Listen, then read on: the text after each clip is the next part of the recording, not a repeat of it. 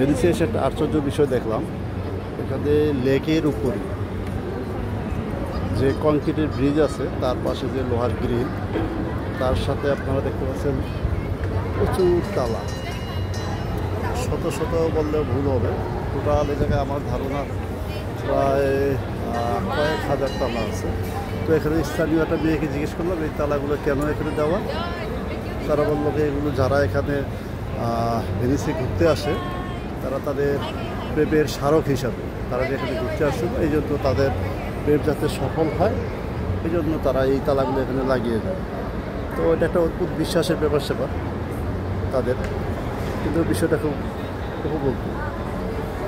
দেখতে পাচ্ছেন কত তালা, হ্যাঁ দুপাশেই এভাবে তালা, দুপাশেই তালা।